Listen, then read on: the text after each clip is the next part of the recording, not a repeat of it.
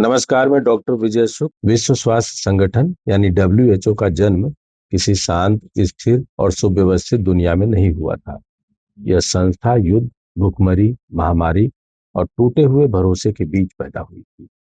दूसरा विश्व युद्ध समाप्त हो चुका था, लेकिन मानवता उस तबाही से उबर नहीं पाई। यूरोप के बड़े शहरों में मलबे दिखाई दे रहे थे। एशिया में करोड़ों लोग भूख, विस्थापन और संक्रामक रोगों से जूझ रहे थे। अफ्रीका औपनिवेशिक शोषण के सबसे कठिन दौर में था, जहां स्थानीय आबादी के लिए स्वास्थ्य कभी प्राथमिकता रहा ही थी। युद्ध ने यह साफ कर दिया था कि इंसान गोलियों और बमों से जितना नहीं मरता, उससे कहीं अधिक बीमारी, कुपोषण और अव्यवस्था से मरता है। इसी एहसास ने वैश्विक स्तर पर यह सोच पैदा की कि यदि भविष्य में किसी और विनाश को रोकना है, तो स्वास्थ्य को राजनीति और सीमाओं से ऊपर रखना होगा। विश्व स्वास्थ्य संगठन से पहले भी स्वास्थ्य से जुड़ी अंतरराष्ट्रीय व्यवस्थाएं थी, लेकिन वे मानवता के लिए नहीं, बल्कि साम्राज्यों के लिए बनी। 19वीं और 20वीं सदी की शुरुआत में बीमारी को मानव अधिकार का सवाल नहीं माना जाता था। उसे व्यापारिक मार्गों, बंदरगाहों और सेनाओं के लिए खतरे के रूप में देखा जाता था। क्वारंटीन नियमों का मकसद जनता को बचाना नहीं, बल्कि व्यापार को बचाए रखना था। औपनिवेशिक शासन में स्थानीय लोगों को स्वास्थ्य केवल तभी महत्वपूर्ण होता था जब वह शासक वर्ग के हितों से जुड़ा हो। इसी सोच के तहत शुरुआती अंतर्राष्ट्रीय स्वास्थ्य कार्यालय बने, जिनका काम बीमारियों को नियंत्रित करना नहीं, बल्कि उन्हें सीमाओं के भीतर रोकना था। दूसरे विश्व युद्ध ने इस सोच को तोड़ दिया। युद्ध के दौरान सैनिक शिविरों, शरणार्थी कैंपों और बमबारी से उजड़े शहरों में महामारी ने उतनी ही तबाही मचाई जितनी हथियारों ने। लाखों लोग टाइफस, इन्फ्लुएंजा, मलेरिया और टीबी से मरे। यह पहली बार साफ हुआ कि बीमारी किसी एक देश की समस्या नहीं हो सकती। यदि एक देश में महामारी फैलेगी, तो वह पूरी दुनिया को प्रभावित करेगी। इसी अनुभव से संयुक्त राष्ट्र की स्थापना हुई और उसी के साथ विश्व स्वास्थ्य संगठन का विचार जन्मा। 1948 में जब विश्व स्वास्थ्य संगठन अस्तित्व में आया, तब उसके संविधान में यह घोषणा की गई कि स्वास्थ्य प्रत्येक मानव का मौलिक अधिकार है। यह केवल एक आदर्श वाक्य नहीं था, बल्कि उस समय की विश्व व्यवस्था के लिए एक नैतिक चुनौती। पहली बार यह कहा गया कि किसी व्यक्ति का स्वास्थ्य उसकी राष्ट्रीयता, धर्म या आर्थिक स्थिति से ऊपर है। शुरुआती वर्षों में संगठन का उद्देश्य स्पष्ट और साफ था। चेचक जैसी जानलेवा बीमारियों को खत्म करना, मलेरिया और टीबी को नियंत्रित करना, मातृ और शिशु मृत्यु दर कम करना और दुनिया भर में रोग निगरानी की एक साझा प्रणाली बनाना। लेकिन यह आदर्श बहुत जल्द वैश्विक राजनीति से टकरा गया। शीत युद्ध की शुरुआत के साथ ही दुनिया दो खेमों में बंट गई। इस टकराव से विश्व स्वास्थ्य संगठन भी अछूता नहीं रहा। अमेरिका ने इस संगठन में सबसे बड़ा वित्तीय योगदान देना शुरू किया। पैसा, तकनीक और विशेषज्ञों के माध्यम से उसका प्रभाव बढ़ता चला गया। औपचारिक रूप से संगठन तटस्थ बना रहा, लेकिन व्यवहारिक रूप से उसकी प्राथमिकताएं और नीतियां बड़े दानदाताओं के प्रभाव में आने लगी। स्वास्थ्य सहायता धीरे धीरे मानवीय मदद से अधिक राजनीतिक साधन बनती चली गई।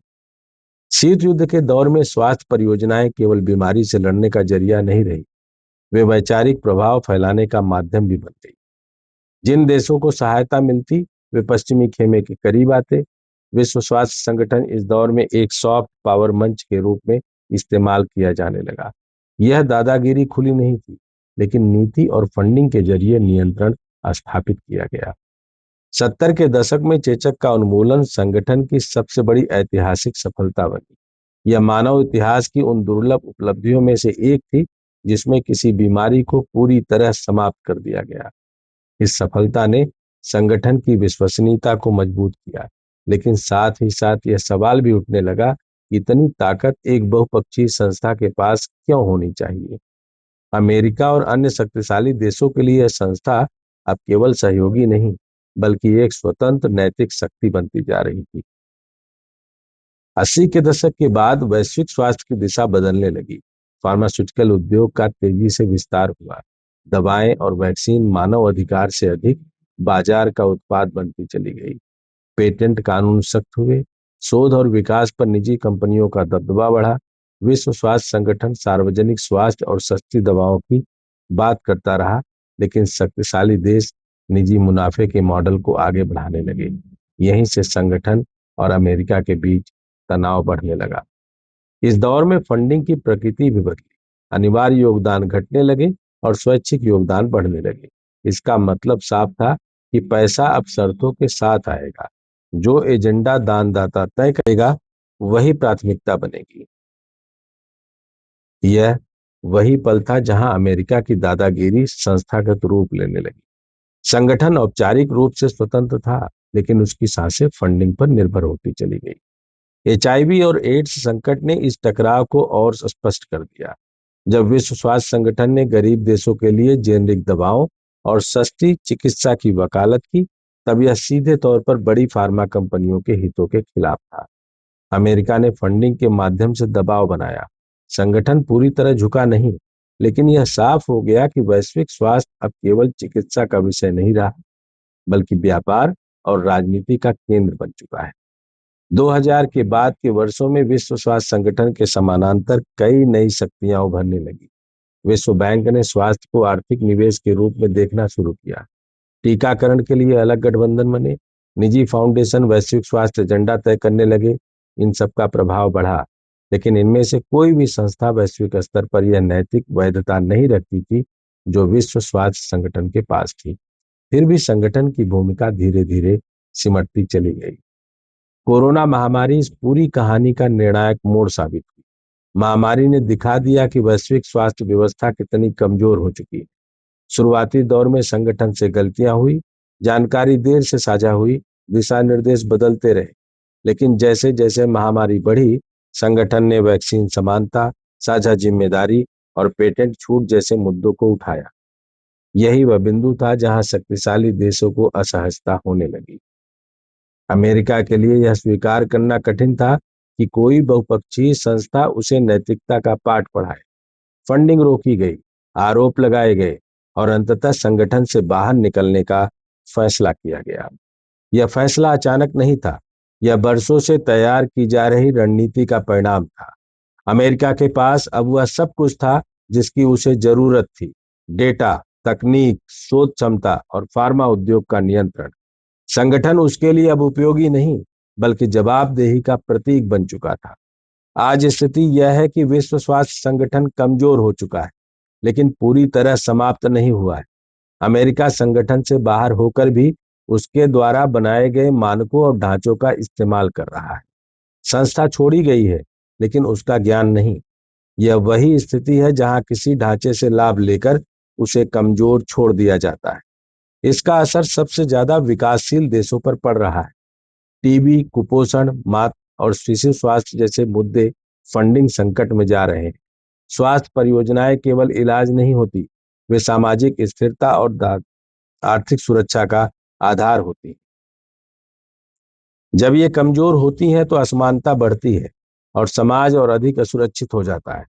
भविष्य की महामारियां अब केवल स्वास्थ्य संकट नहीं होंगी, वे राजनीतिक और आर्थिक संकट भी होंगी। विश्व स्वास्थ्य संगठन का हाशिए पर जाना किसी एक संस्था की विफलता नहीं है, यह उस वैश्विक नैतिक सोच की हार है जिसमें स्वास्थ्य को साझा जिम्मेदारी माना गया था। अमेरिका ने दशकों तक इस संस्था का इस्तेमाल किया, डेटा लिया, प्रभाव बनाया, नीति तय की। जैसे ही संस्था ने सवाल उठाने शुरू किए, उसे छोड़ दिया गया। यह कहानी केवल अतीत की नहीं है, यह आने वाले समय की चेतावनी है। अगली महामारी जरूर आएगी, तब यह तय होगा कि दुनिया सहयोग के रास्ते पर चलेगी या सौदों और शर्तों के रास्ते पर। विश्व स्वास्थ्य संगठन का भविष्य इसी सवाल में छिपा है, और मानवता का भविष्य भी। अगर आपको लगता है कि अमेरिकी प्रधान अगर आपको लगता है कि अमेरिकी राष्ट्रपति डोनाल्ड ट्रंप ने दुनिया को सेहत वाली स्ट्राइक के जरिए कमजोर करने का प्रयास किया है और डब्ल्यूएचओ से हाथ खींचकर डब्ल्यूएचओ द्वारा फंडेड सभी प्रकार के स्वास्थ्य से जुड़ी योजनाओं को कमजोर करने का और छोटे और गरीब कमजोर देशों को बदहाली और बीमारी के रास्ते पर चलने को मजबूर करने का दांव खेला है, तो आप अपनी राय जरूर लिखिएगा। बताइएगा कि आखिर ट्रंप की यह पूरी की पूरी सोच दुनिया को कहाँ ले जाएगी? क्या इससे ट्रंप को नुकसान होगा या दुनिया को? जय हिंद, जय भारत, वंदे मातरम।